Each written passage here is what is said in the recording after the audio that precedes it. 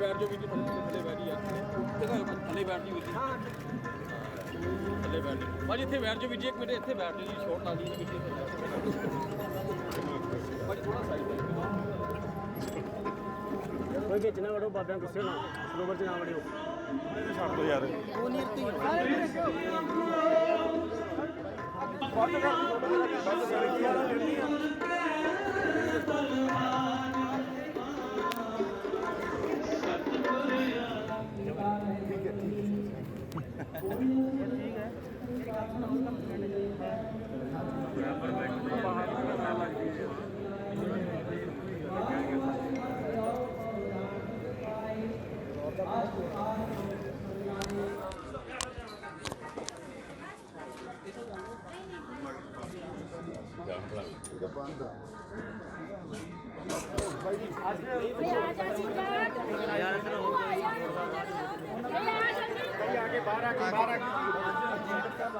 देखो अभी शहीद हो गए वो सब है ना, अपने हक और हकूक और लोगों के हक और हकूक की बात करते हुए, तो उसी के लिए नतमस्तक होने आए हैं, श्री गुरु रामदास पातशाह के दरबार में नतमस्तक होने आए हैं।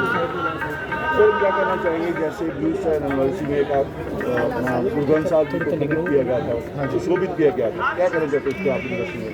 गुरु ग्रंथ साहब की देखो सरकार ने कितना समय तक अपना पुरजोर कोशिश की भी, जो उस टाइम सरकार ने हमारे ऊपर जुल्म किया, जबर किया, वो सामने ना आए। आज 37 साल बाद भी इतिहास अपने आप ये सच बोल रहा है और आप लोगों के सामने वो सब चीज़ें, वो सब घटनाएं और उन सब जिस तरह इमारत हमारी दरबार साहब की 300 गोलियां लगी, श्री गुरु ग्रंथ साहब घायल हुए, वो गोली सुखमी साहब की एक पन्ने पर जाके रुकी, और जो सब किया, जितनी शहीदियां हुई, जो बेदोषे और बेगुनाह हमारे बच्चों को, हमारी माताओं को और बहनों को, लोगों को मारा गया। So everything is coming forward now, this is what we need to understand. जो सच है, ट्रुथ है, वो कभी नहीं छुपता। अपने आप किसी टाइम एक कलेक्टिव कॉन्शियसनेस देखो कैसे पंजाब में पैदा हो गई है इस चीज़ को लेके।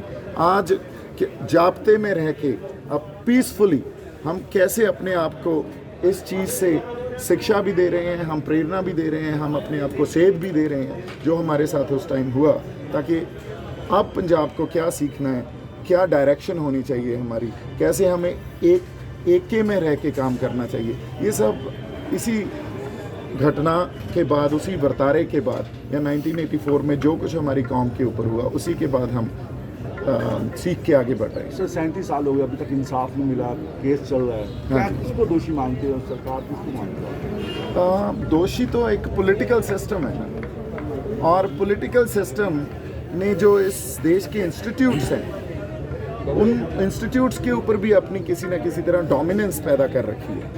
इंसाफ लेने जाते हैं तो वो पॉलिटिकल सिस्टम और सरकार कोई भी हो, उस टाइम कांग्रेस थी, आज बीजेपी है, वही काम कर रहे हैं, है ना। सो पॉलिटिकल सिस्टम ही ऐसा बना हुआ है भी आप अपने हक की आवाज़ लगाएं तो सही। एक साइड हमारे जो रक्षा मंत्री हैं, वो देखिए सिख बटालियन को आप उनको झूलते निशान रहे पंथ महाराज के, या राज करेगा खालसा, देख तेग फतेह, पंथ की जीत, ये नारा वहाँ बुलंद करने के लिए बोलते हैं बॉर्डर्स पे। पर वही नारा जब हम अपने हक लेने के लिए, आज हमारा किसान आंदोलन चल रहा है, वहाँ बुलंद करते हैं, तो आपको इंटरनेशनल या किसी और ठप्पे लगा दिए जाते हैं, आपको वो टैग लगा दिए जाते हैं। सो ये पॉलिटिकल सिस्टम ही एक ऐसा बना हुआ है जो न्याय नहीं लेने देगा आपको। उनकी डोमिनेंस हर इंस्टीट्यूट के ऊपर दिखती है। तो आज स्पेशल आप दूसरे प्लेटफॉर्म पे आज मक्का देखने आए हैं, आप पे टैग भी लगा था गवर्नमेंट ने खालिस्तान का, क्या कहना चाहते हैं? देखिए बात ये है, मैंने आपको वही बोला ना, आप अपने हक की बात करें, आपको एंटी नेशनल बोलेंगे, आपको देशद्रोही बोलेंगे, आपको खालिस्तानी बोल देंगे। बात ये है भी किसी भी तरह की एस्पिरेशन, सुप्रीम कोर्ट ये बोलता है भी अगर पीसफुल एस्पिरेशन हो, चाहे वो खालिस्तान हो, उसको भी स्पेस होनी चाहिए इस डेमोक्रेसी में। और जो मैच्योर डेमोक्रेसीज होती हैं वो वाकई हर एस्पिरेशन को स्पेस देती हैं, पर अपने यहाँ उस अगर हम स्पेस नहीं दे रहे तो कोई ना कोई प्रॉब्लम हमारे रूलिंग क्लास में है जो क्लास इस देश को रूल करती है उसमें है। आप खालिस्तान की डिमांड करते हैं जैसे कि बाकी सिख करते हैं कि खालिस्तान नहीं, मैं फेडरल जो सिस्टम है या फेडरल एक ढांचा है जिसको खुद मुख्तियारी बोलते हैं, जो हमारे राज्य हैं, है ना, हमारे देश के जो सभी राज्य हैं उनको ज़्यादा उनके अधिकार देने की बात करता हूँ, क्योंकि उनके पास अगर प्रॉपर फेडरल सिस्टम नहीं होगा तो वो पॉलिसीज़ मेकिंग में कहीं ना कहीं प्रॉब्लम होती रहेगी, जो कि हो रही है। आज जो कृषि कानून नए बने हैं वो एक्चुअली में स्टेट सब्जेक्ट है।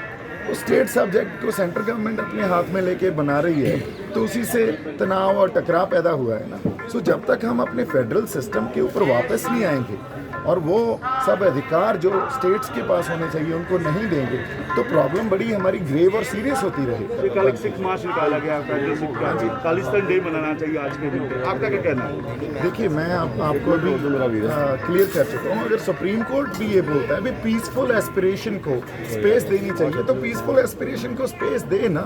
एक मैच्योर डेमोक्रेसी की यही खासियत होती है। अगर हम इन सब जो एक डेमोक्रेसी के पास एक कैरेक्टरिस्टिक्स होने चाहिए उनको नहीं समझेंगे, तो एरियाज बनते रहेंगे अपने आप। एज ए सिख आप लोगों को क्या मैसेज देंगे? 37 साल हो गए, अभी तक आपको इंसाफ नहीं मिला है। देखो, एज अ सिख मैं मैसेज यही दूंगा, एक तो सिख कभी भी हिंसक नहीं हो सकता। सिख के मनों में, उनके दिलों में कभी हिंसा नहीं हो सकती। तो हम एक तो पीसफुल रहें, जाब्ते में रहें, और एक सांझीवालता, आपसी प्यार और सांझ का संदेश देते रहें, यही मैसेज है। लास्ट क्वेश्चन सर, आप स्पेशल आज यहाँ माथा खाली ब्लू स्टार एनिवर्सरी में ही आए हैं माथा टेकने?